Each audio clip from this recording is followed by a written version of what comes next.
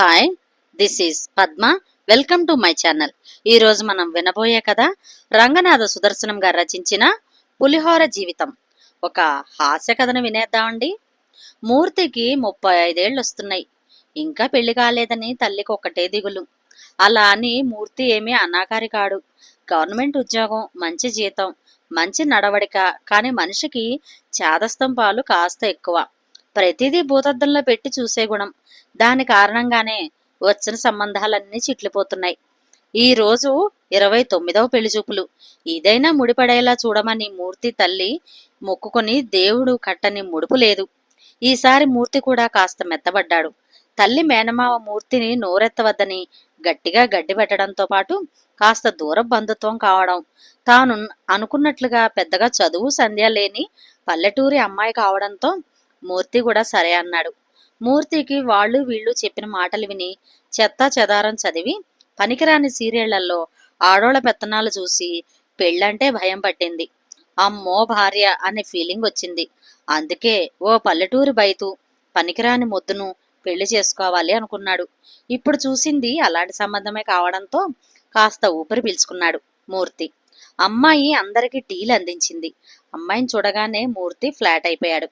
చక్కని కుందనపు బొమ్మ లక్ష్మి, తెల్లని మేని ఛాయ, చక్కటి ముఖవర్చస్సు, పెద్ద జడ. ఈ కాలం పిల్లల్లా కాక చక్కగా పాపిడి తీసి నూనె రాసి దువ్విన జుట్టు, తలనిండా మల్లెపూలు, ముచ్చటగా కాటుకు దిద్దిన చారడేసి కళ్ళు, తిలకంతో దిద్దిన అర్ధరూపాయంత బెళ్ళంత బొట్టు, బొగ్గలకు గంధం, పసుపు రాసిన పాదాలు, గల్లుగల్లుని మ్రోగే కాళ్లకు పెట్టిన గజ్జెల పట్టీలు, పట్టు పరికిణీపై వేసుకున్న పొడవు చేతుల జాకెట్టు, ఒళ్ళు కనపడకుండా వేసిన ఓణీతో బిగుసుకుపోయిన అచ్చం పల్లె ముద్దబంతిలా ముగ్ధ మనోహరంగా ఉంది లక్ష్మి. బాబు, అమ్మాయిని ఏమైనా అడగాలనుకుంటే అడగండి అన్నాడు అమ్మాయి తండ్రి. మూర్తి తల్లి మేనమామ హడలిపోయి అడిగేదేమీ లేదు అన్నారు ముక్తకంఠంతో. అవకాశం ఇస్తే మూర్తి అడిగే ప్రశ్నలకు ఈ సంబంధం కూడా చిట్లిపోవడం ఖాయం అనే భయంతో. కానీ అప్పటిదాకా అడిగి ఉన్న అసలు మూర్తి బయటకు వచ్చాడు. ఇంకా అంతే, ఎవరు చెప్పినా వినడని తల్లికి అర్థమైపోయింది. ఇక ఈ సంబంధం కూడా కృష్ణార్పణం అనుకొని తలపట్టుకుంది. మూర్తి కాలు పస పస తొక్కింది తల్లి. ఎంత తొక్కినా ఒక పట్టాన్ని విన్నాడే. పూనకం వచ్చిన వాడిలా మూర్తి గొంతు సవరించుకొని తన ప్రశ్నలు మొదలుపెట్టాడు. ఈ సంబంధం కూడా గోవింద గోవింద అనుకున్నాడు మేనమామ.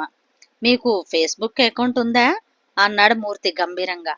అంటే ఏంటంట అని అమాయకంగా ముఖం పెట్టింది లక్ష్మి.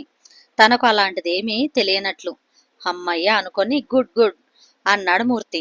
మీకు వాట్సాప్ చాటింగ్ తెలుసా అడిగాడు మూర్తి.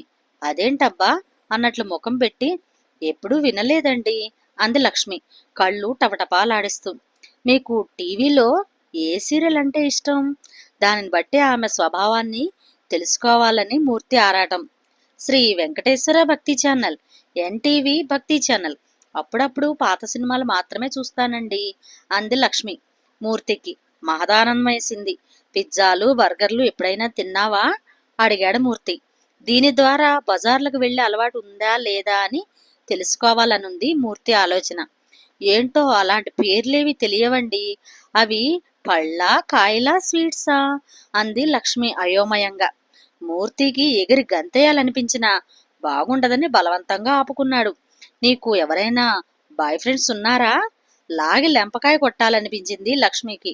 కానీ అంతలోనే సర్దుకొని ఆ ఉన్నారండి. ఎదురింటి 2వ తరగతి బుజ్జిగాడు, పక్కింటి 4వ తరగతి చంటిగాడు ఉన్నారు అని నాలిక ఖర్చుకుంది లక్ష్మి సిగ్గుపడుతూ. మూర్తి తృప్తిగా లేచి నిలబడి తనకు అన్ని విధాలా నచ్చిన సంబంధం దొరికినందుకు చాలా సంతోషపడ్డాడు. ఈ సంబంధం నాకు డబల్ ఓకే అన్నాడు మూర్తి ఆనందంగా. కానీ in front there is a crocodile festival అని మూర్తికి తెలియదుగా పాపం.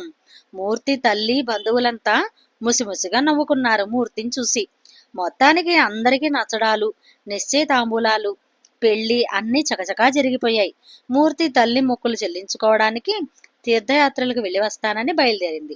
కొత్త సంసారం, కొత్త కాపురం, సౌందర్య రాశి లాంటి భార్య, అందున కోరినా దొరకని ఏకాంతం. దొరికినందుకు ఉప్పొంగిపోయాడు మూర్తి. పాపం, ఇప్పుడే కథలో యుద్ధకాండ ప్రారంభం అవుతుందని తెలియని పూర్మూర్తి. లక్ష్మి లక్ష్మి అంటూ బైక్ స్టాండ్ వేసి హెల్మెట్ తీసి వాకిట్లో నుంచున్నాడు మూర్తి. ఇదిగో వస్తున్నానండి అంటూ మెష్ డోర్ తీసి బయటకు వచ్చి బైకు తగిలించి ఉన్న సరుకుల సంచిని తీసుకుంది లక్ష్మి. అన్నట్టు నువ్వు చెప్పిన సరుకులన్నీ ఉన్నాయో లేదో చూసుకో అంటూ బాత్రూంలోకి వెళ్ళాడు మూర్తి. అలాగేనండి అంది లక్ష్మి సంచిని తీసుకుంటూ. బాత్రూం లెట్రిన్ పరిస్థితి చూసి చిర్రెత్తిన మూర్తి కోపంగా లక్ష్మి అంటూ గట్టిగా అరిచాడు. నీకేం చెప్పాను? టాయిలెట్ బాత్రూమ్ క్లీన్ చేయమని చెప్పానా లేదా? ఏంటి దరిద్రం అంటూ గట్టిగా అరుస్తూ ముఖం చిట్లించాడు మూర్తి. ఆ అరుపుకు పరుగున వచ్చిన లక్ష్మి ఏమైందండి అంది అమాయకంగా ముఖం పెట్టి. ఏంటా చూడు టాయిలెట్ బాత్రూమ్ ఎలా తగలడ్డాయో అంటూ లక్ష్మి చేయి పట్టి లాగి చూపించాడు మూర్తి. ఒక్క నిమిషం అండి అంటూ నింపాదిగా ఇంట్లోకి వెళ్లి చేతిలో హార్పిక్ బాటిల్ టాయిలెట్ క్లీనర్తో ప్రత్యక్షమైంది లక్ష్మి. తన బెదిరింపుకు భయపడి దారిలోకి వచ్చినందుకు తన మాట మీద ఉన్న గౌరవానికి లోలోన సంతోషిస్తూ కాని అన్నాడు హుకుం జారీ చేస్తూ మూర్తి. అది కాదండి ఇది హార్పిక్ అంది లక్ష్మి అమాయకంగా ముఖం పెట్టి. అవును అది హార్పిక్ ఇది క్లీనరు అవి నీళ్లు చాలా అలా గుడ్లప్పగించి చూడకుండా శుభ్రం చేయి అన్నాడు మూర్తి కోపంగా. మరేనండి ఇది టీవీలో మగబ్బాయి అబ్బాస్ వాడు చూపించాడు అంటే ఇది మగవాళ్ళు చేసేదండి.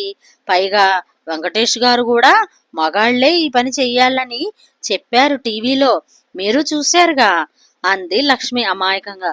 ఓహో మంచి ప్లాన్ మీదే ఉన్నావు అన్నమాట. అందుకేనా హార్పిక్ తండి అని నొక్కి నొక్కి చెప్పింది. అమ్మా ఎంత గుండెలు తీసిన బంటువే అన్నాడు మూర్తి ఆవేశంగా.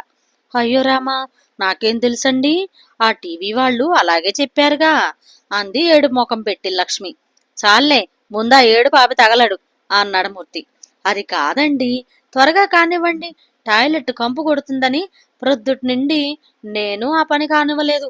మీరు ఎప్పుడొస్తారా ఎప్పుడు శుభ్రం చేస్తారా ఎప్పుడెప్పుడు వెళ్ళాలా అని ఎదురు చూస్తున్నానండి అంది లక్ష్మి కడుపు నొక్కుంటూ. చీచి అప్పటి నుండి వచ్చే దుర్వాసన నీ దగ్గర నుండా వ్యాక్ అంటూ టాయిలెట్ గబగబా క్లీన్ చేశాడు మూర్తి. అలా చేసి చేయగానే అందులో దూరింది లక్ష్మి. అమ్మయ్య 1,00,000 రూపాయలు దొరికినట్లున్నదండి ప్రాణానికి ఎంత హాయిగా ఉందో అంటూ ప్రశాంత వదనంతో ఇంట్లోకి వచ్చింది లక్ష్మి. చాలే సంబడం దీనికేం తక్కువ లేదు. ఇంతకు ఏమైనా చేసావా తినడానికి లేదా అన్నాడు మూర్తి. చక్కగా వెరైటీగా పులిహోర చేశానండి అంది లక్ష్మి ఉత్సాహంగా.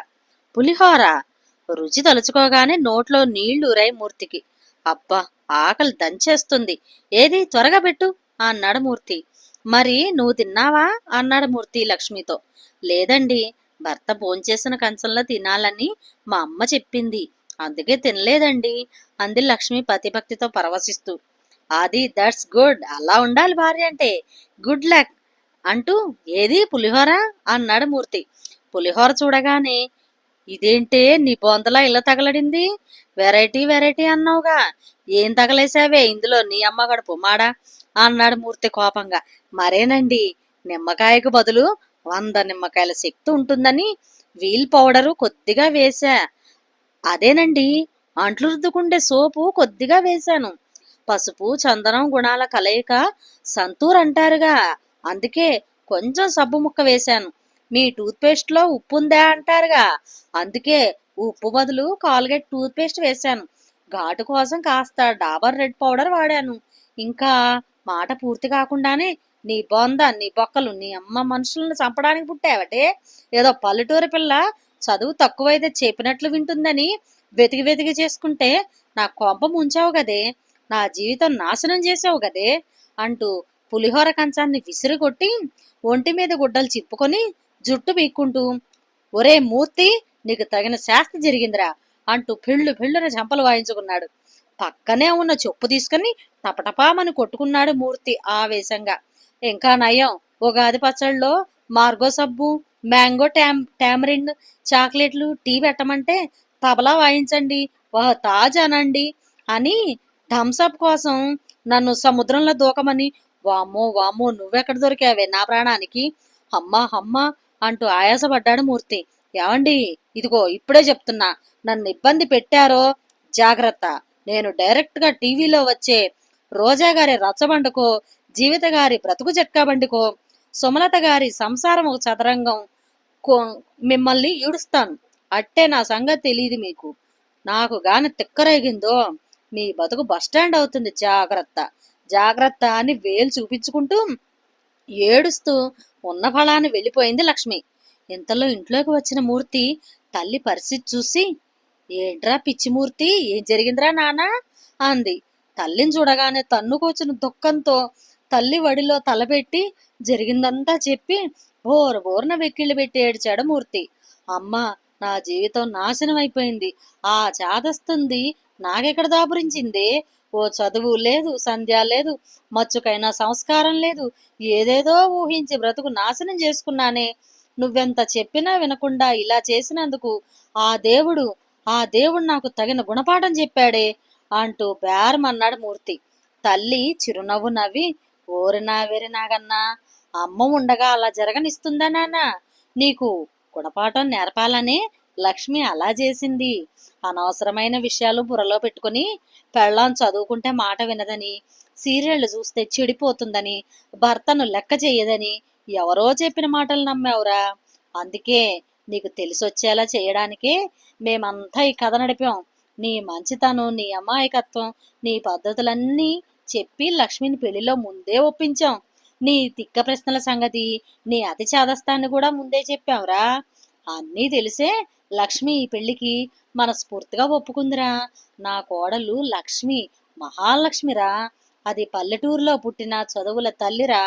గ్రూప్ 2లో టాపర్ రా అది. రేపో మాపో దానికి మంచి ఉద్యోగం కూడా రాబోతుందిరా. అది పల్లెటూరుదో కానీ తెలివి తక్కువది కాదురా. సీరియళ్లు చూస్తుంది గాని వాటిల్లో ఏది మంచో ఏది చెడో తెలియని అమాయకురాలు కాదురా. అదిగో చూడు, నిన్ను చూసి ఎలా నవ్వుతుందో అంది అమ్మ నవ్వుతూ. గోడవారుగా నిలబడిన లక్ష్మిని చూసి మూర్తి ఆశ్చర్యపోయాడు. చక్కగా ముస్తాబైన లక్ష్మి అచ్చం లక్ష్మీదేవిలా ఉంది. గోడ కానుకొని ఒక కాలు గోడ కానించి ఒక కాలిపై గోడకు చేరవాలి నిలబడింది. బంగారు రంగు పట్టీలు వ్రేలాడే గోరింటాకు పండిన పాదాలు మలిసంధ్య మందారాల్లా కనిపిస్తున్నాయి. 2 వేళ్లకు పెట్టిన సన్నని గజ్జల మెట్టెలు, గోళ్లకు వేసిన నెయిల్ పాలిష్. అబ్బా, లక్ష్మి బాపు బొమ్మల తడుక్కన మెరిసింది. ఒక్కసారి అలా తల పైకెత్తాడు మూర్తి. నెమ్మళ్ల బార్డర్ ఉన్న పింక్ కలర్ ఉప్పాడ పట్టు శారీతో చూడ ముచ్చట గొలిపే చూపుర్లను కట్టిపడేసేలా నాజూకైన బొట్టుతో వదులుగా వేసిన వాలుజడను ముందుకు వేసుకొని సుకుమారమైన వేళ్లతో అంతకన్నా సుకుమారంగా అల్లుతూ కవ్విస్తున్నట్లుగా ఓరగా చూసింది లక్ష్మి. మెల్లిగా లేచి 2 అడుగులు వేసి లక్ష్మికి దగ్గరగా వెళ్ళాడు మూర్తి. ఊపికి వస్తున్న ఆనంద బాష్పాలను తుడుచుకుంటూ, నన్ను క్షమించండి అంటూ వచ్చి మూర్తి బాహువుల్లో వాలిపోయింది లక్ష్మి. లక్ష్మిని అలాగే పొదివి పట్టుకొని, ఐఆమ్ సారీ లక్ష్మి అన్నాడు మూర్తి ఆర్ద్రత నిండిన గొంతుకుతో.